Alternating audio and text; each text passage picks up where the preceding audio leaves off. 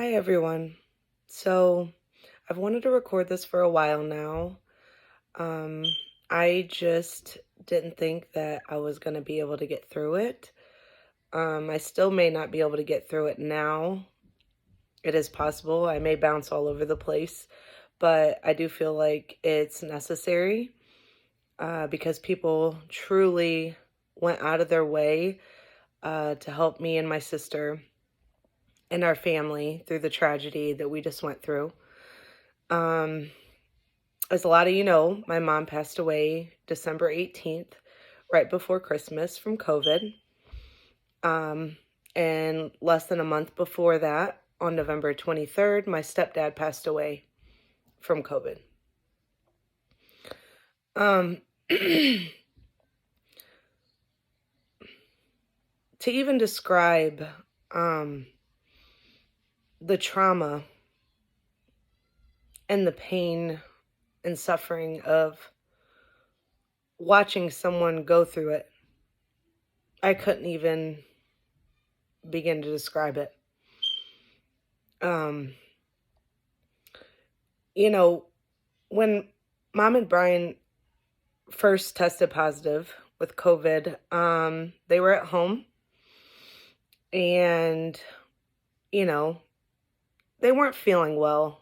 Um, they had some symptoms. They had cold flu symptoms, nothing major. Their oxygen levels weren't low. And I know a lot about it because my son Tyson's a severe asthmatic. So I knew to like keep track of that kind of stuff and make sure that their oxygen wasn't dropping. And, I was checking on them every day. Um, but then Brian started getting a little worse. And he felt like he needed to go to the hospital. And I'm not going to go into all the detail about the hospital situations. But he did end up getting admitted because his oxygen did start dropping. And then a couple of days later, my mom gradually started getting worse, to the point where we knew we were going to have to take her to the ER. She was admitted immediately. She had very low oxygen saturations. And from there, it just became chaos. I mean, I don't even know how to begin to describe the fear and just, you know, feeling so helpless and trying to stay strong for my kids. And I couldn't even tell you how close they were to my children. Um, Sorry, I don't want this to be a big crying thing. There is a purpose to this video. Um, my mom and Brian were grandparents times a million. I mean, they did everything for my children. They were at every sporting event, every birthday. My children literally got on the bus and dropped off there every single day. They ate dinner there. They had traditions with them. They baked cookies every year for Christmas. We went over there. We have trick-or-treated with them from the year my children were born. Those have been traditions that have went on every year their entire lives. So when we lost Brian, I was devastated. He was my best friend. I called and talked to him every single day. He adored me and my sister and my children. I mean, he was my children's entire world. I couldn't even explain it. I couldn't even explain the relationship in words. But I couldn't even grieve his death. Never the way that I wanted to. I couldn't even grieve for my children. I couldn't provide them the love and affection that they needed in those moments because I was so scared for my mom. All I kept thinking was, she has to survive. I can't live without her. And how am I going to turn around and tell my children after their grandpa just died that their grandma died? How do you do that? How do you know how to do that? You don't. When I'm dealing with losing them myself, how could I possibly be there for them the way that they need me to? So I prayed and I prayed, and my sister and my cousins,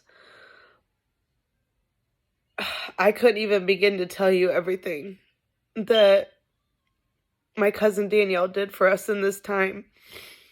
I'm not going to go into complete detail, but all I'm going to say is my mom survived that month. We got that extra time with her because of my cousin Danielle.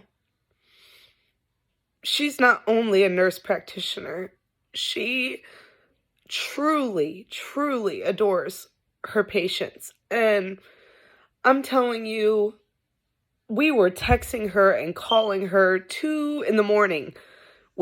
with random questions all day long. She's at work. She's answering every single phone call, every single text message immediately. I mean, because at that time, we couldn't even consider what was going on with normal working days and hours. And, we have questions right now. And never once did she make it seem like it was a bother. She was 100% doing everything that she could to help us through that situation and to try to save our mom's life. And how do you thank that? How do you even begin to thank someone for that?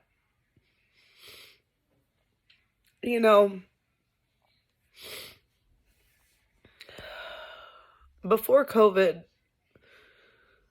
I would see people, we hear the numbers all the time. Here's a person, 10 more passed away, blah, blah, blah, blah. You don't understand it until you've watched it, until you have watched them suffer. Being on a ventilator was something I didn't understand anything about before my mom. I had heard of them. I had never saw anyone on it. I didn't know the process.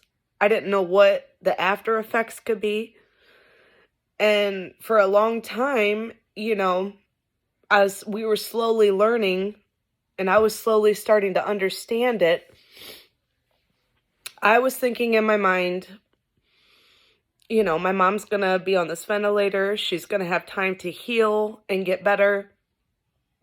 And then she's going to come off the ventilator.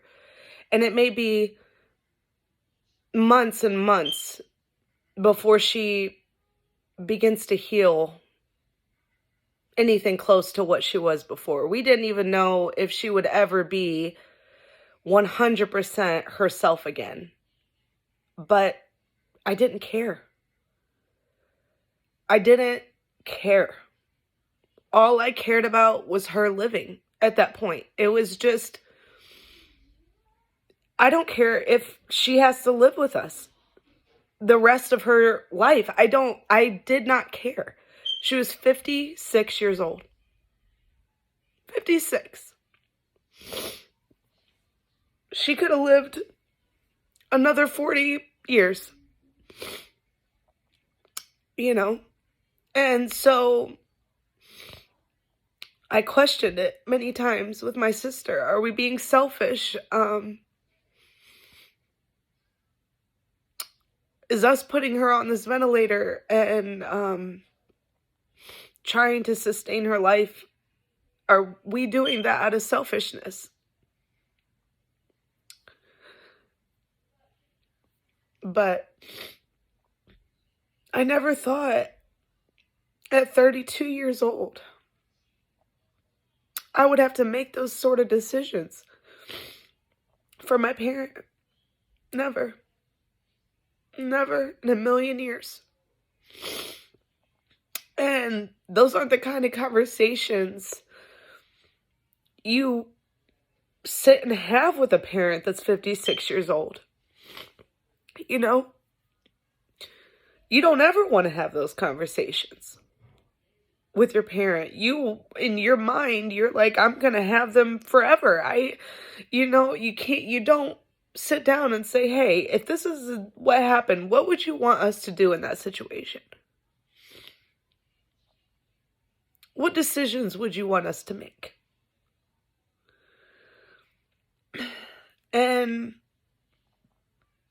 I don't blame anyone for that. I don't blame my mom. I don't blame Brian. I don't blame myself. Because I just never, you just don't think about that kind of stuff. So, when the day came where the doctors told us that, in essence, there wasn't anything else they were going to be able to do for her, I was in shock. I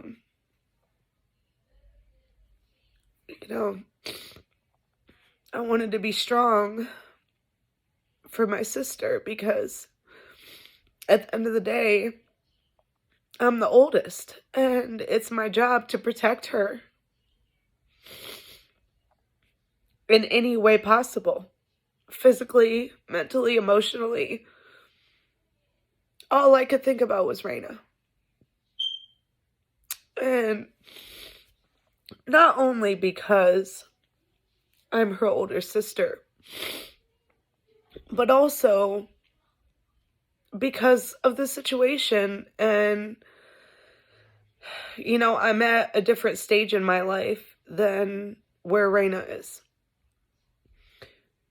I was blessed enough to have our mother at my wedding. I was blessed enough for my children to grow, to know them, to love them, to feel the love from them. That's something they're never going to forget. The impact that Mom and Brian had on their lives. Raina's not going to have that. And it's not fair. She deserves that. She deserves for them to see her walk down the aisle. She deserves for them to be there when she has her children. She deserves for her children to know them and to love them.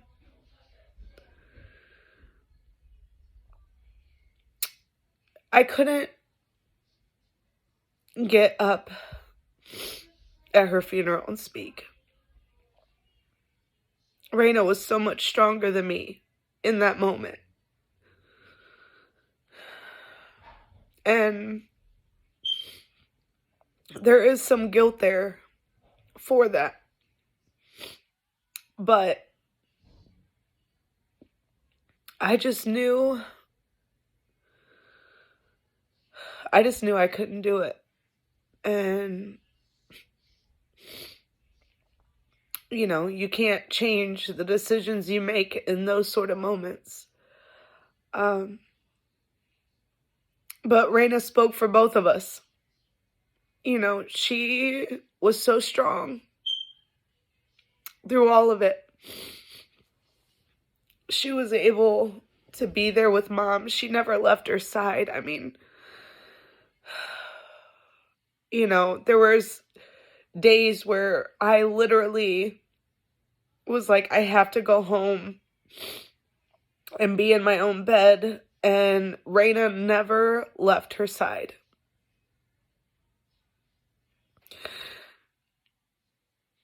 She stayed for nights in a row with her, and I'm so glad that she did that. I'm so glad and thankful that Raina had the strength to do that when I didn't. And, the day we put Mom on the ventilator,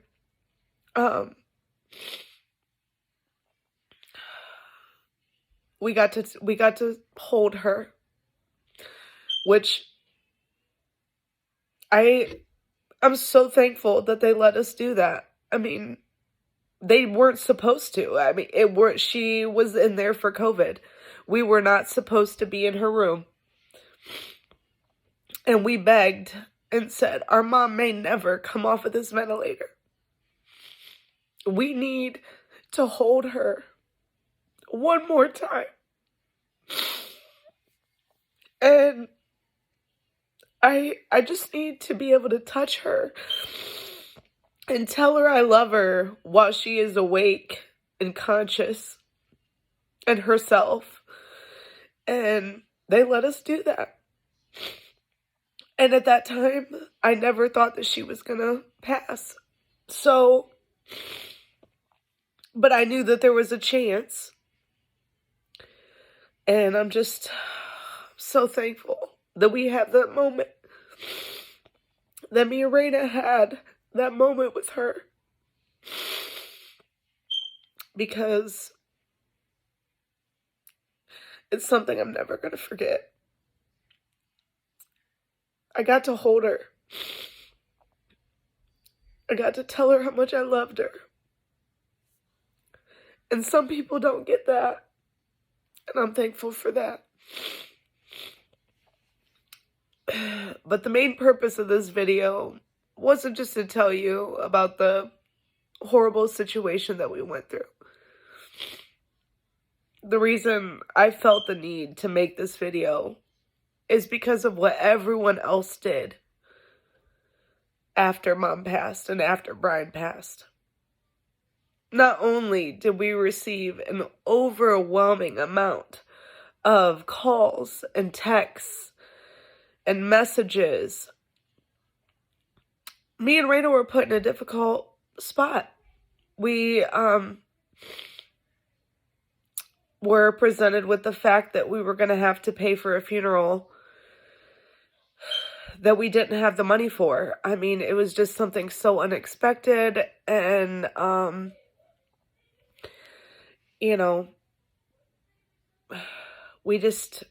we knew we weren't going to be able to pay for it in that moment. And I can't even begin to describe to you what it meant, when my cousins put up that GoFundMe to help us pay for the funeral expenses. And, I can't even. And then with Brittany, I mean, both of them were at that hospital with us the day Mom passed. They dropped everything. They left a competition all the way in Columbus and drove all the way to Toledo the minute we sent them that phone call. They were, no questions asked, on the road, drove all the way there, and were there for me and Raina, completely just supporting us in that moment. Which is hard to do. It's hard to comfort someone that you know that can't be comforted. But they did it. They are the older sisters that I always wanted. And I mean, they did everything you possibly could think of. They rubbed our backs. They sat through with us through the most devastating moment of our lives. And they stayed with me that night. And just, I don't know how. I thank everyone. But when so many of my mom and Brian's friends, no questions asked, right before Christmas, let's keep this in mind. My mom died December 18th. This is a week before Christmas. And no questions asked, people immediately started donating.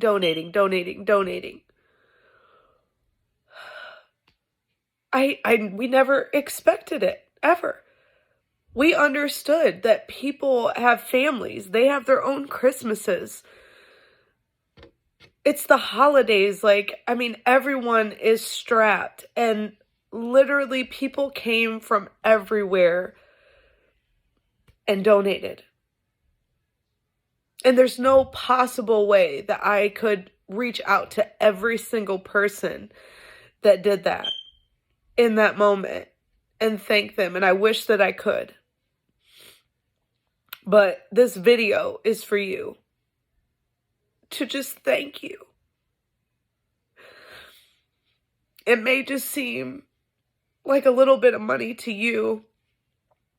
It was everything to us right then, because we were trying to grieve 2 different losses, trying to understand how we're going to handle the situation with the finances.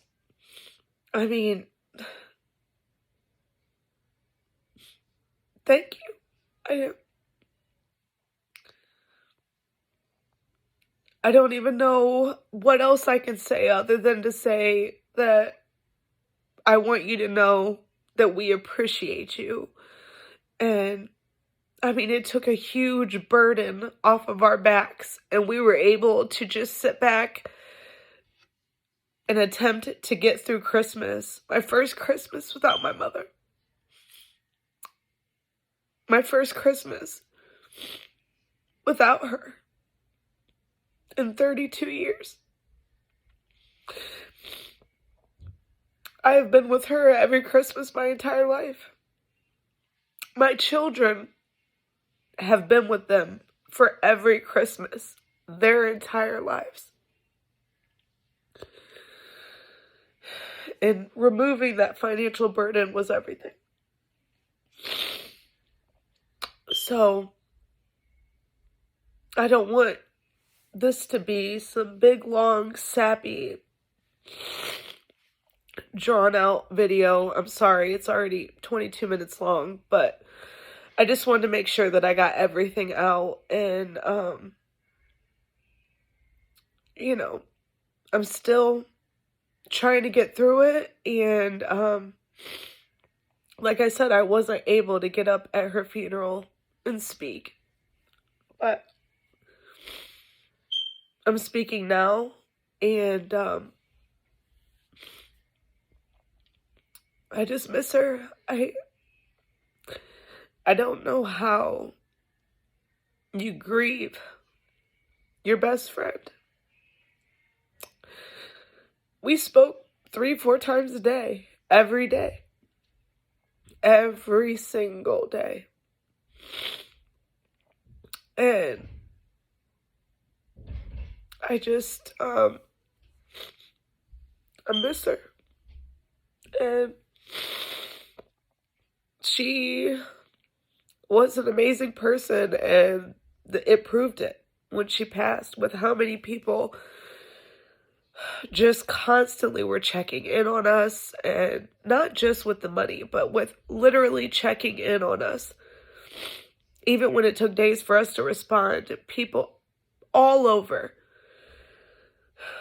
were thinking about you guys. Your mom and Brian were amazing, and they were. They were amazing people, and I can't even put it into words, and they didn't deserve what happened to them, and they had both had so much more life to live. So much more life to live. There's never enough videos. There's never enough text messages. There's never enough voicemails to replace them. You can't replace it. And it's going to take me some time to wrap my head around it. And I just love them. I miss them. I wish that I could call. I wish that they could come sit here with me. Don't take those moments for granted. I know everyone says it. I heard it a million times. Don't take a single moment for granted. Love them while they're here. That's what people tell you. Love them while they are here. And I hope that this is eye-opening for many, many people. Love your family while they are here. Don't miss a phone call. You call back.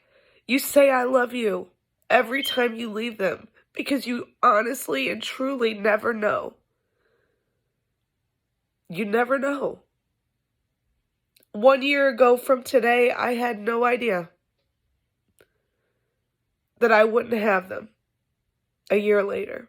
Not a single clue.